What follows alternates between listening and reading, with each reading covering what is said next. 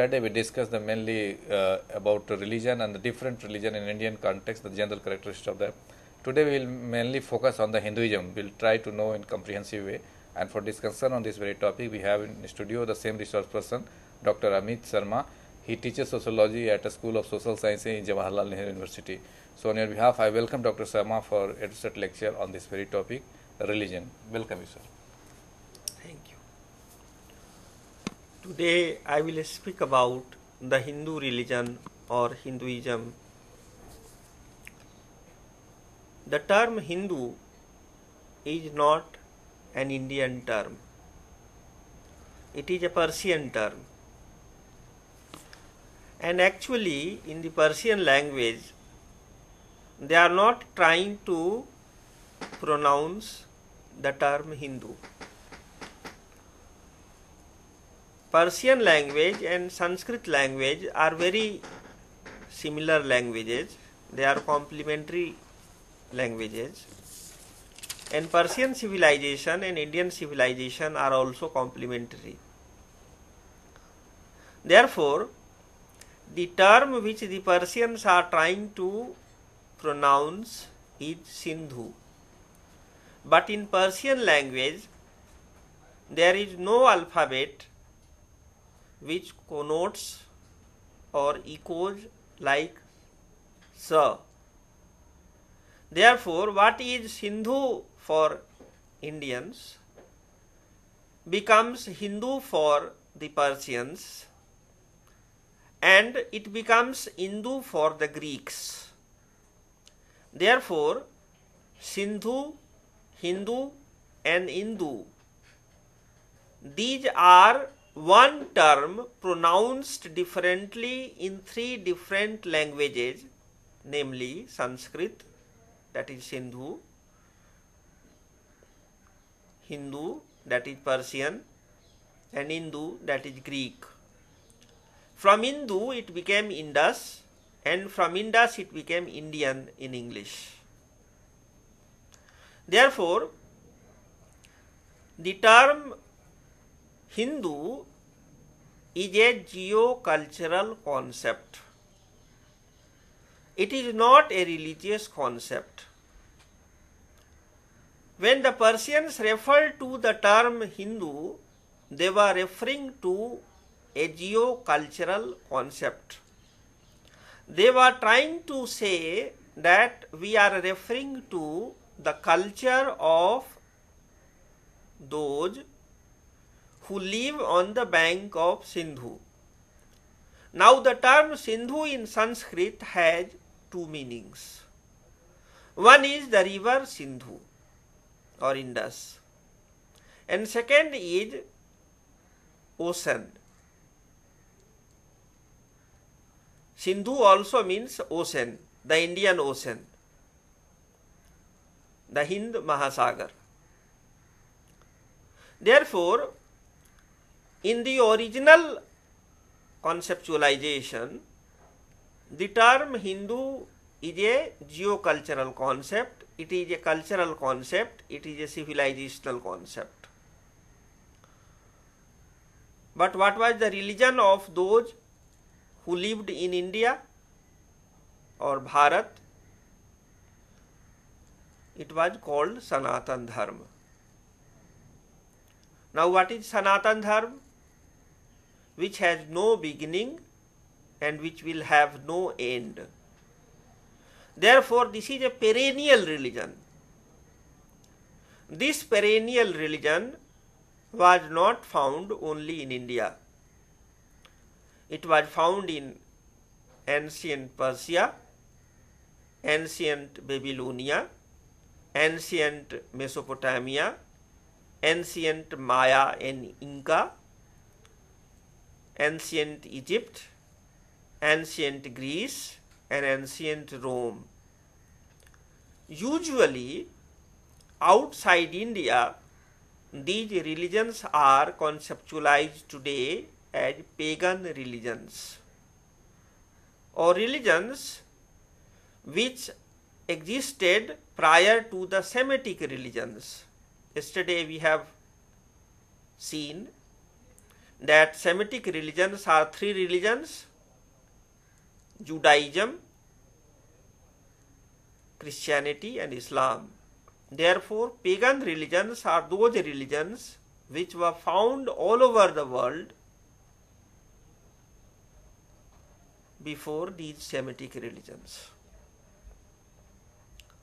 Now, when the Europeans came to India to study it as a civilization, they called Sanatan Dharma the Vedic religion, because Rig Veda is the first book written in India, and today it is accepted by almost every important scholars of religion that Vedas are the first book of the world.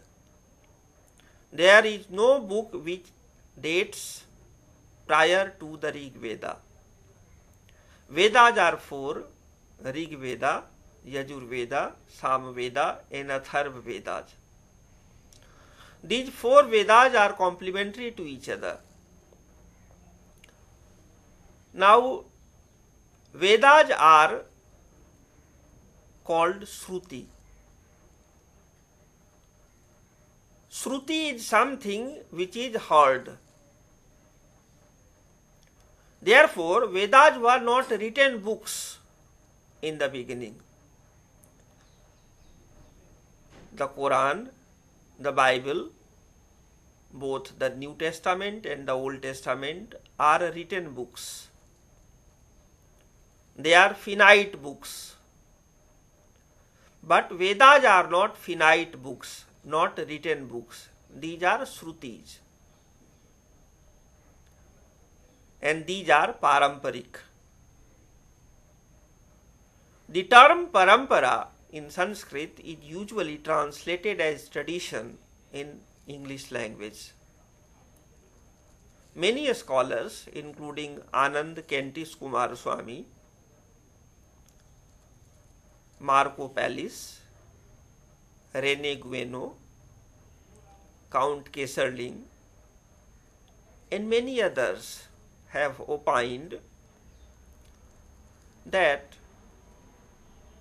the term parampara and the term tradition, these are not one and the same thing. As we have seen yesterday, the term religion and the term dharma are not one and the same.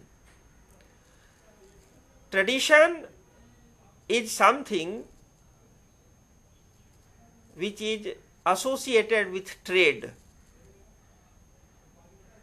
Tradition is something which is understood as a sum total of cultural values which is handed down from one generation to the other generation. But parampara is something else. In Sanskrit, the vak, that is language, is divided into four parts. One is para, the other is pashyanti, the third is madhyama, the fourth is Vaikhari. The Vaikhari language or the Vaikhari vak is the one which is spoken. Therefore, what I am speaking to you is Vaikhari. What is Madhyama? Madhyama is not spoken, but it is symbolically expressed. Therefore, poetry is Madhyama, myth is Madhyama, dream is Madhyama. Then there is Pashyanti. Now Pashyanti is also not spoken like Madhyama, but there is a difference. The difference is that Madhyama is neither prose nor poetry. It is mantras. Now what is mantra? Mantra can be roughly conceptualized as formula. of what? Formula of communication. Mantras are formulas to communicate with the divine powers. Through mantra, a person tries to communicate with God and goddesses. Therefore, Vedas are written in Pashyanti language. But what is para? Para cannot be communicated to the other very easily. It is unspoken language and it is communicated very differently to the other.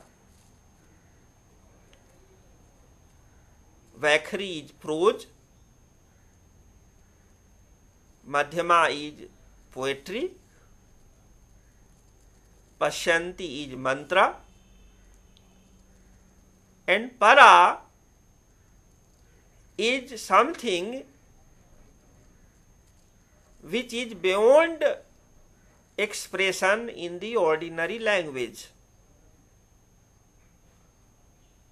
And it is very difficult to communicate in English.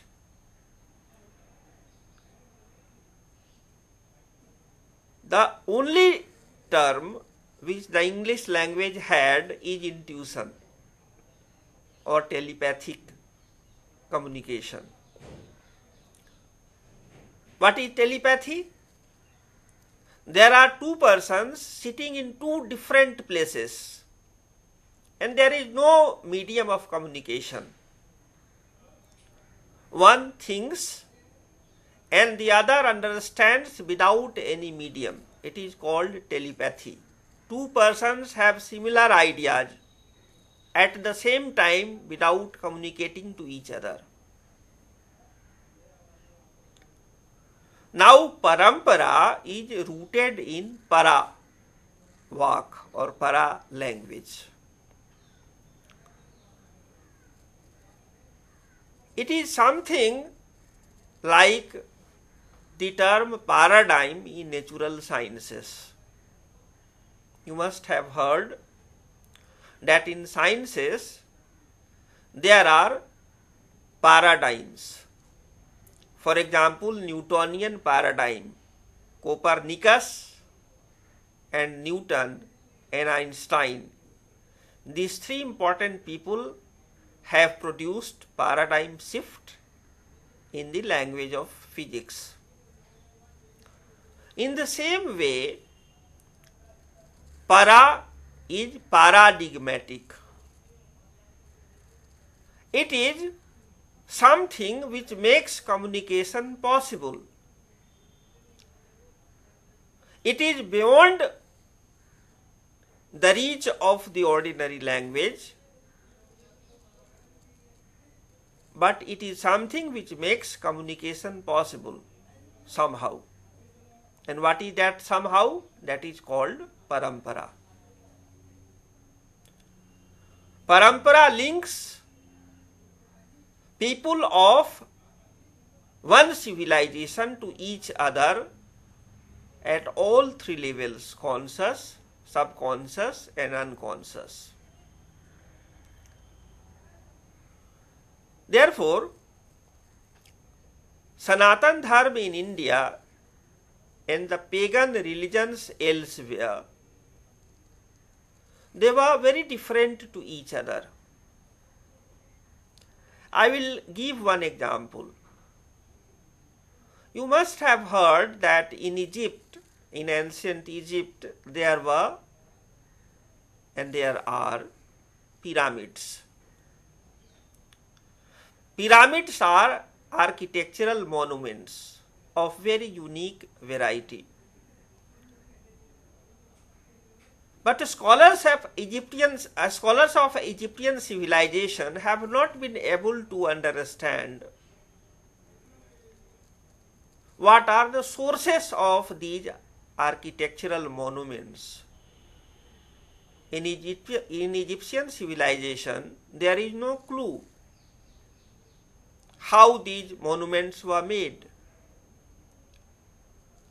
But in case you wanted to understand how pyramids were made, there are books in Indian civilization. These are called Sulb Sutras. On the basis of Sulb Sutras, you can understand the mathematical precision of architectural designs of the pyramids. What is the implication? The implication is that the ancient Egyptian civilization and ancient Indian civilization were related to each other. In the same way, in India we will have Vedas, and in ancient Persian civilization there was a book called the Avesta. It is supposed to be written by Zoroaster. Now, the Rig Vedas and Avesta, they are related to each other, both in language as well as in content.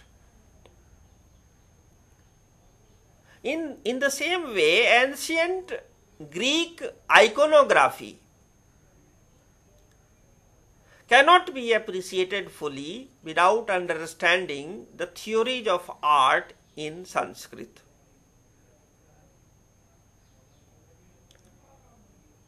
In the same way, ancient Romans used to worship the sun god on 25th of December before the Romans became Christian in 4th century AD.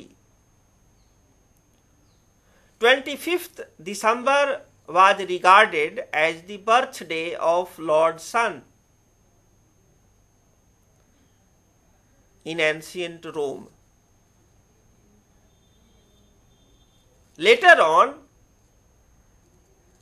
it was transformed to be the birthday of Jesus Christ, because Jesus was regarded as the only Son of God. Sun and moon, they are regarded as the two principal symbols of divinity.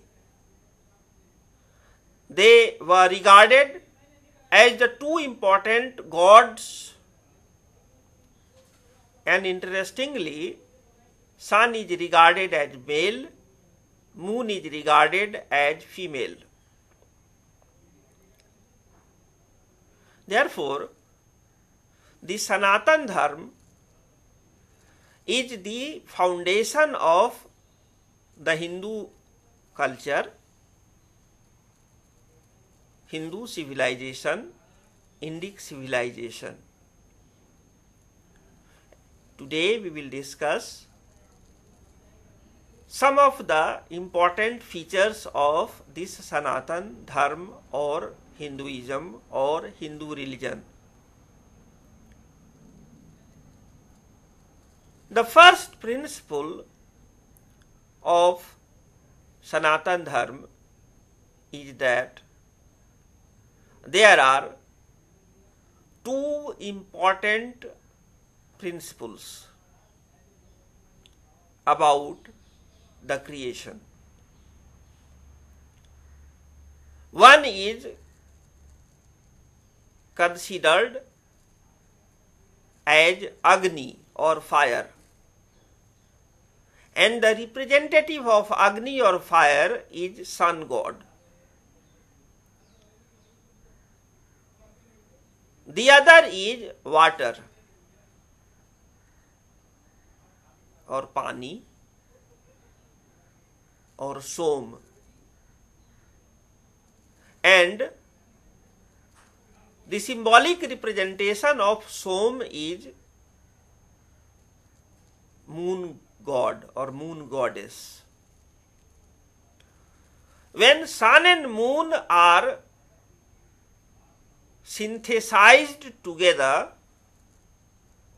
there emerges a god who is known as Shiva. Shiva is Ardhanarishwar. We have seen yesterday. Shiva is a combination of sun and moon. Shiva is a combination of fire and water. You must have seen that in Shiva temples, water is poured over the god Shiva.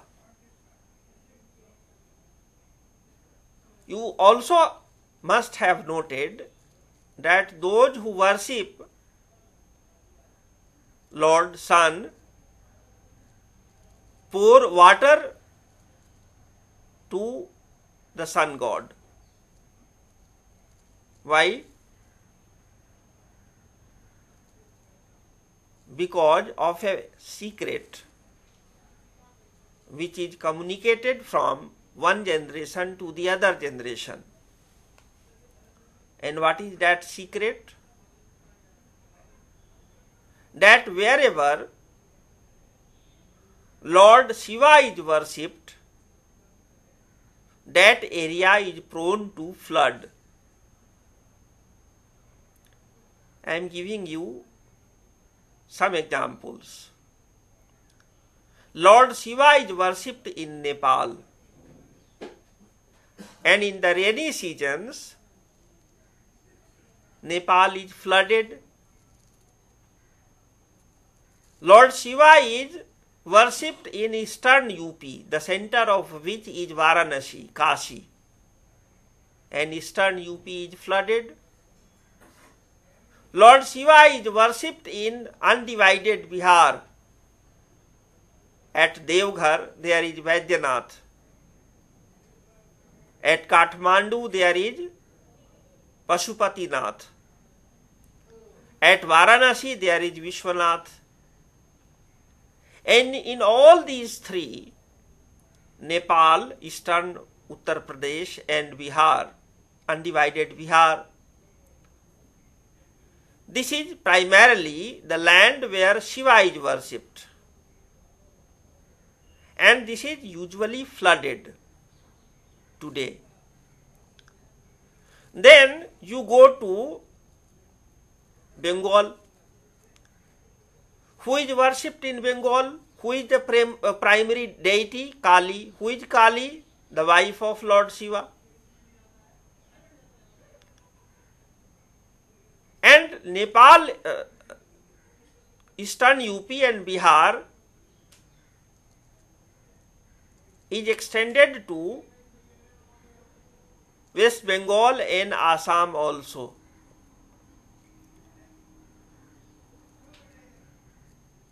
West Bengal is also flooded. The same is true of Assam, undivided Assam, the northeast. You know that Cherrapunji, which is situated in Meghalaya today, receives the maximum rainfall. And in Kamakhya temple of Assam, Shakti is worshipped.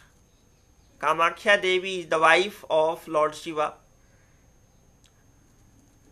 Therefore, wherever Lord Shiva is worshipped, there is flood and affluence of water. It is dominated by Som Tattva, that is water. Now come to the other way. Wherever Lord Vishnu or his avatars are worshipped, you will find that either there is paucity of water, or there is desert, or sandy, sour water. For example, in Rajasthan, Sri Krishna is worshipped. And you find that Rajasthan consists of deserts. Water is very little poured by the rain god in Rajasthan. Then Lord Krishna is worshipped at Mathura, Vrindavan, and you will find that the water is not sweet in Mathura and Vrindavan. It is sour.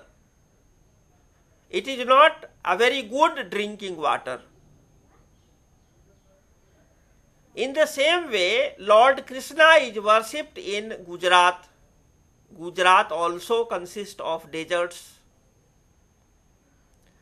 Then Lord Jagannath, an incarnation of Lord Krishna, is worshipped in Odisha, and you find places like Kalahandi in Odisha. Odisha also receives very little rainfall in comparison to the Saivite area.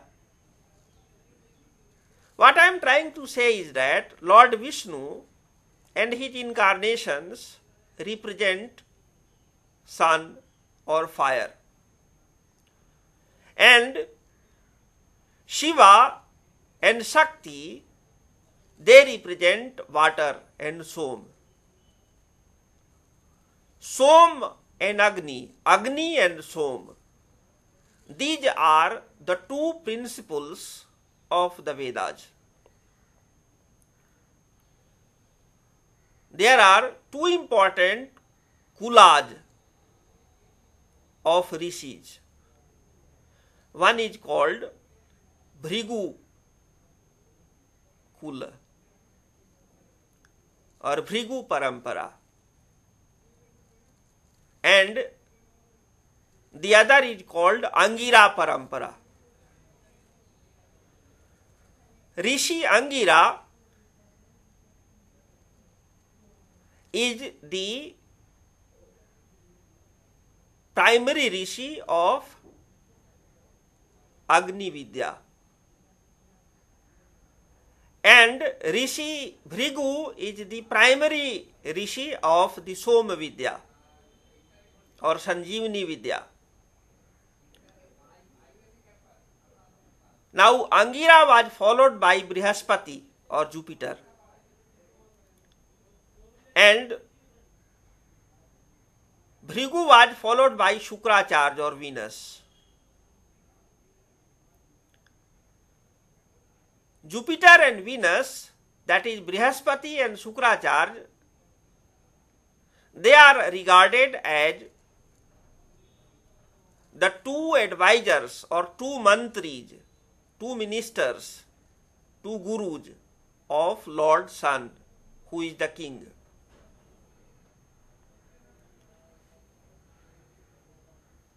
Now, what is the Agni Vidya? Agni Vidya is the Hindu physics. What is the Soma Vidya? Soma Vidya is the Hindu biology.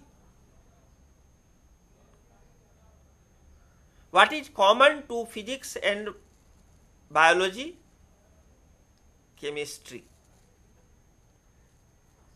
And even today, chemistry is divided into two parts: the physical chemistry and the organic chemistry. The physical chemistry is like physics, and organic chemistry is like biology. At least they are linked. And in all ancient civilizations, there was a vidya or knowledge called alchemy. The modern world does not know much about alchemy or alchemistry. What I wanted to stress is that the Vedic religion is not religion like Christianity, Islam or Judaism. Vedic religion is like modern science. It is based on formulas. It is based on mathematical formulas and logical formulas. It is based on reasoning. This is based on science. And you will be surprised to know that the most sacred Vedas are regarded as avidya.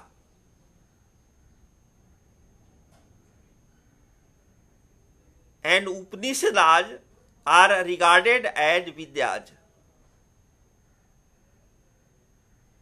What is vidya? Vidya is that knowledge which liberates you from the world.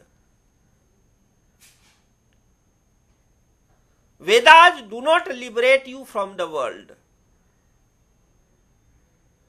Vedas give you knowledge, theory, method, and technique to understand the world, to understand the universe, to understand the cosmos.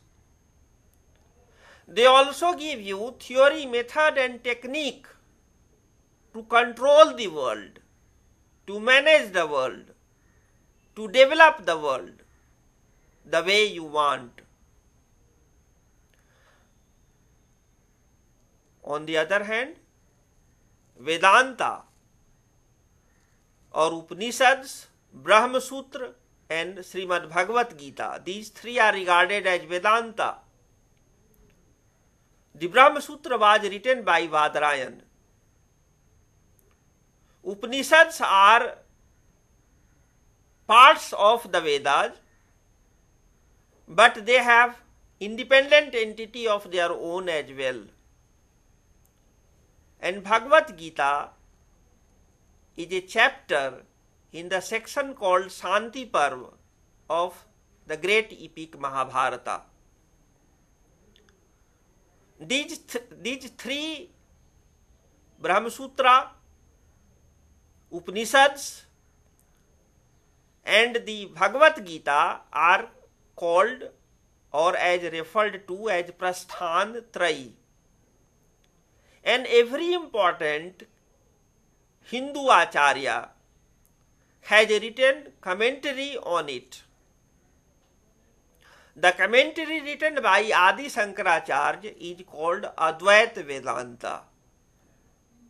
The commentary written by Ramanujacharya on these three is called as Visishtadvaita. And the commentary written by Madhvacharya is called Dvaitadvaita. But it is not the end. When the British came in India, they reduced Prasthantrayi to one. They discarded the Brahma Sutras, they discarded the Upanishads and eulogized the Bhagavad Gita. They said that as the Christians have the Bible and the Muslims have the Quran, in the same way Hindus have the Bhagavad Gita. Some English educated scholars of India became fascinated by it, and they wrote commentary on the Bhagavad Gita. For example, Bal Gangadhar Tilak or Tilak Maharaj wrote Gita Rahasya. Mahatma Gandhi wrote his commentary on Gita. It is translated into English as the Gospel of Work. In the same way, Sri Aurobindo wrote his commentary on Bhagavad Gita. Osho Rajneesh has also written his commentary on Bhagavad Gita. And Swami Algalanand who is alive today, has written Yatharth Gita. Swami Chinmayananda also wrote his commentary on Bhagavad Gita. But I teach sociology of religion. I know what is the truth, what is the history. I think it is a wrong way of conceptualizing Sanatan Dharma. Hindus do not have a book of their own. Even B.R. Ambedkar knew it. When it was asked why B.R. Ambedkar converted to Buddhism and not to Christianity or Islam, he said, had I converted to Christianity or Islam, my followers would have been divorced from the culture of their forefathers. I am against the Hindu religion, but I am not against the Hindu culture. Therefore, I changed my religion, but I have not changed my culture. In the same way,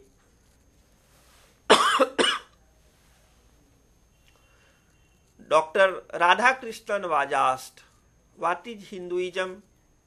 He said, it is not a religion, it is a way of life. I also think that Hinduism is not a religion. It consists of many religions.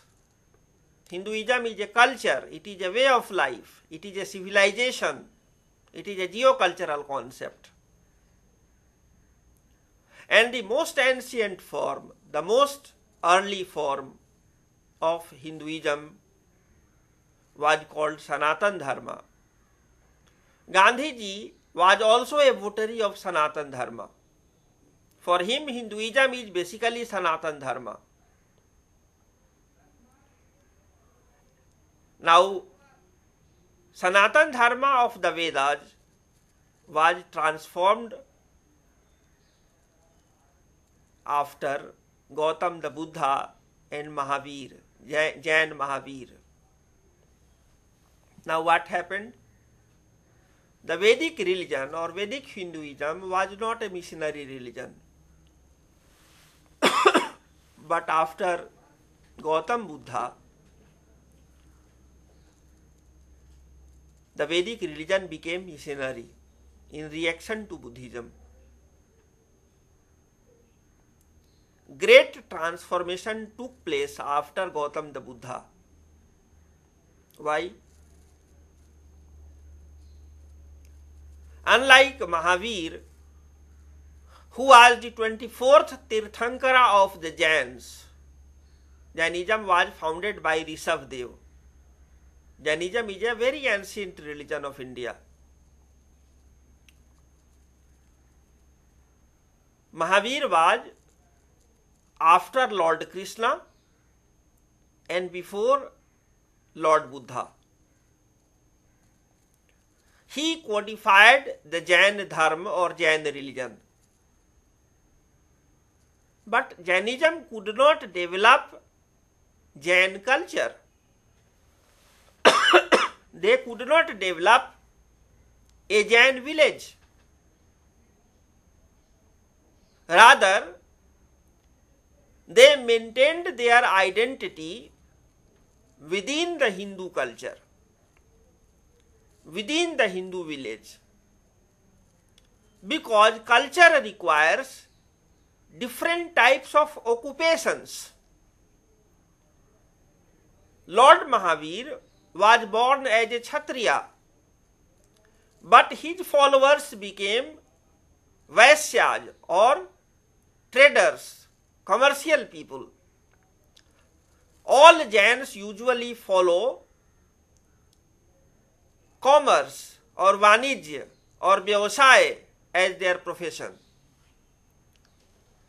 No village can function only by one profession of traders. You need a different type of people to maintain the village. The same is true about the Buddhists.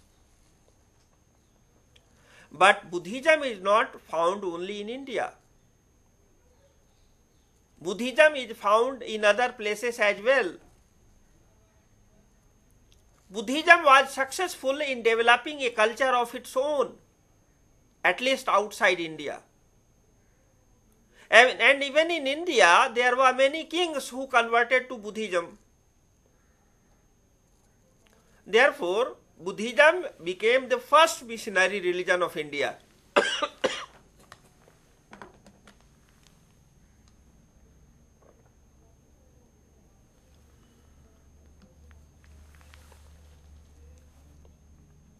Now, what is Buddhism?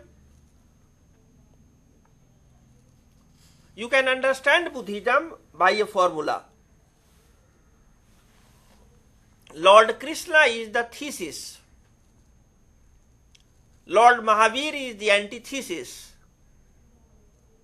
And Buddha is the synthesis. What Krishna taught in the Bhagavad Gita or in Srimad Bhagavat, that devotion to God or bhakti or complete surrender to God is the path of salvation. But what Mahavir taught? Purusarth or karma, determined karma or sankalpa is the way to salvation. And what Buddha taught? Knowledge or the middle path between Lord Krishna and Lord Mahavira is the path of salvation. Therefore, in Sanatana Dharma, there are three paths of salvation. One is called the Bhakti Marg or the path of devotion, propounded by Lord Krishna. One is called the Karma Marg or the path of action, propounded by Lord Mahavira. And third is Jnana Marg or the path of knowledge, propounded by Lord Buddha. But as you know, Lord Buddha said, I am not teaching something new.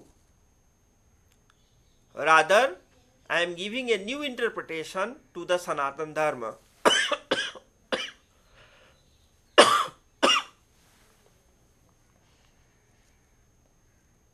What was his new interpretation? Before Lord Gautam Buddha, Varnashram Dharma or Varna Vyavastha, Varna Ashram Vyavastha was regarded to be based on birth. Lord Buddha said, no, Varnas are based on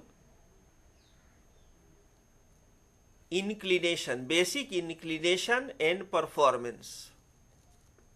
One is born as one people and they are regarded as Sudras. Everybody is born from the mother's womb as Sudras. And one becomes Brahmin, Kshatriya and Vaishya by sanskaras, by training, by education. Therefore, Brahmins, Kshatriyas and Vaishyas are known as Dvijas. They are twice born. One takes the first birth from the womb of the mother, but one takes the second birth from the womb of the Guru.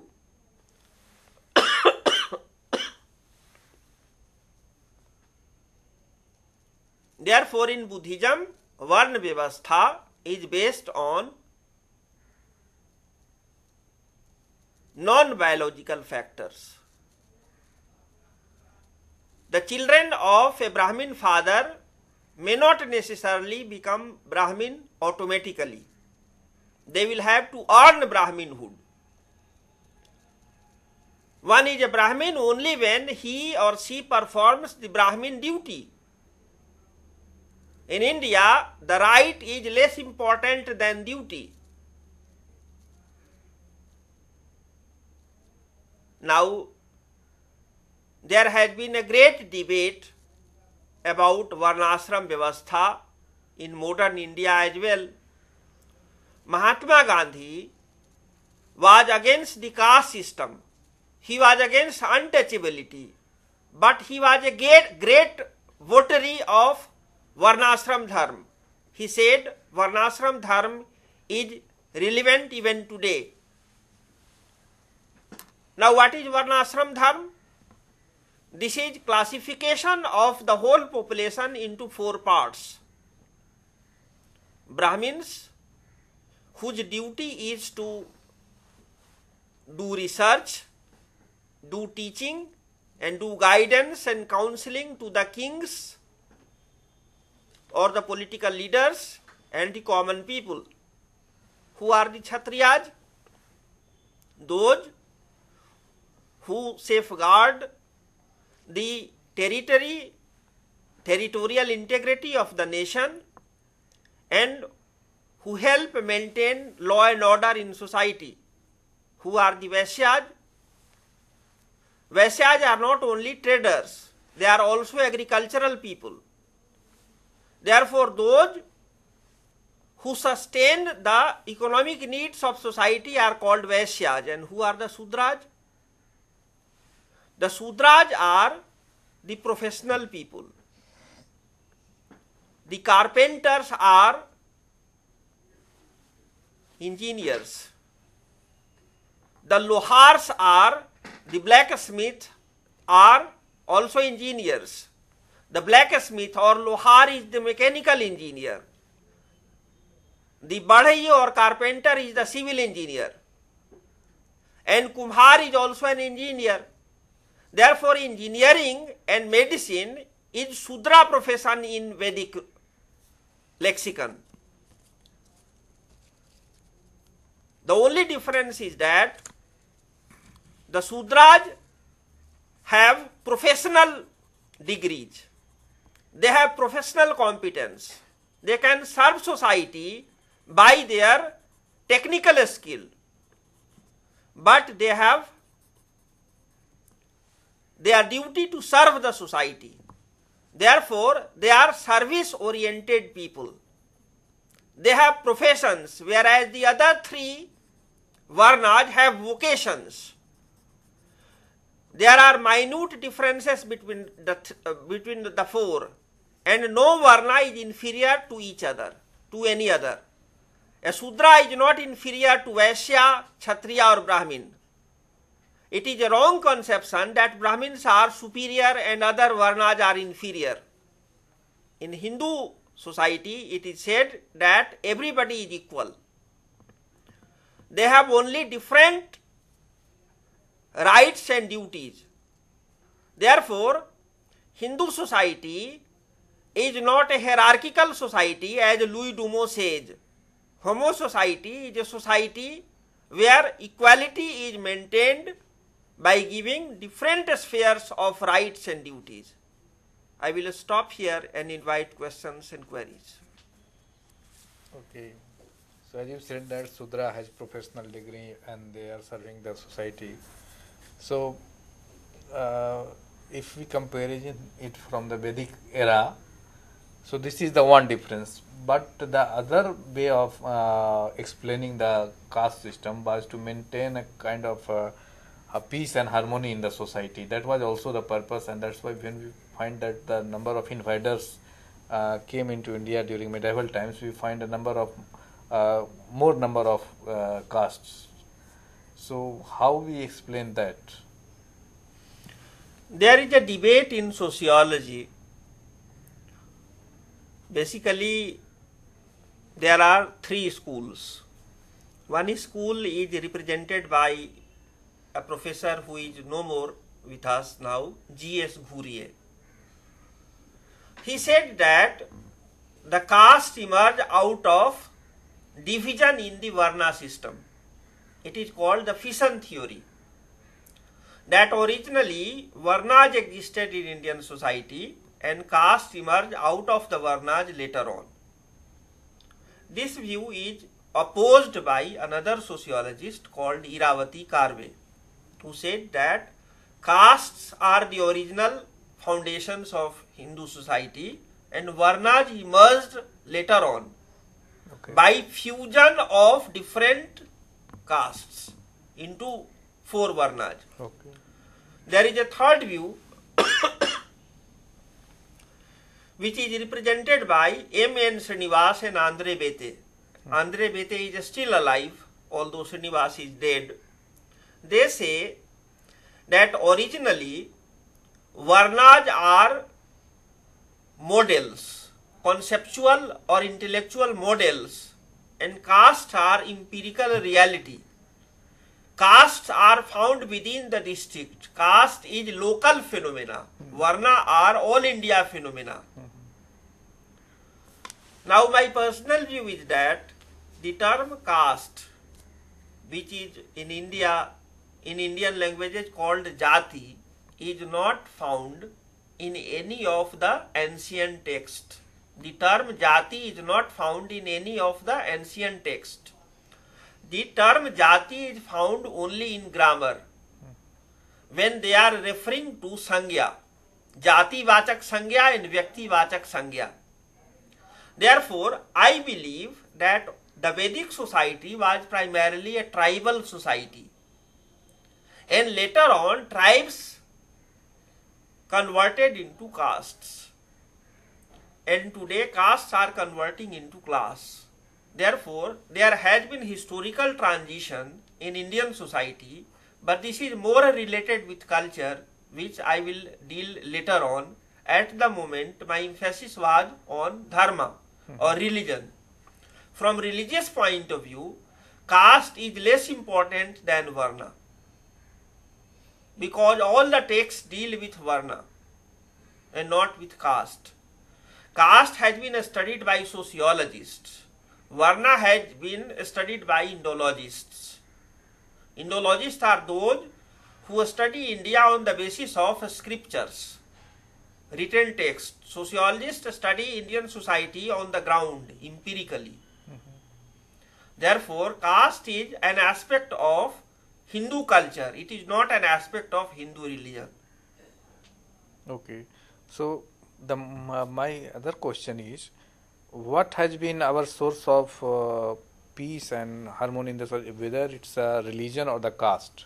Somebody say, because as we find the caste struggle now, that was not so prevalent in the medieval India or the ancient India.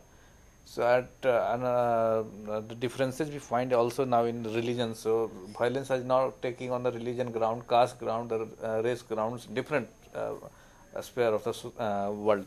But in India, by and large, the society has been peaceful. So somebody say it's because our Hindu religion that is more tolerant, teaches us to be tolerant and all that. Because of that, or the caste accommodated all the work, all the things in itself. That's why we are peaceful in comparison to the world. This is one of the view to which I have my own reservations. I think peace in India has been the product of dharma and not caste. Because caste did not exist in ancient India. What existed in ancient India was tribe. Caste is a later day development. No, but during the Maurya, before that. And today, what is the role of caste? It is dividing the Indian society. Caste is not the same today, which was the case in 1980s or 1990s. For example, the backward class movement or the Dalit movement transformed the dynamics of caste. The dynamics of caste during the freedom movement was different. The dynamics of caste during medieval period was different when bhakti movement was going on. Therefore, one should not give very much importance to caste. Caste is one of the aspects of Indian culture, it is not an aspect of Indian dharma or Indian religion. Okay. Indian religion is more related with the interplay of science and culture. Okay.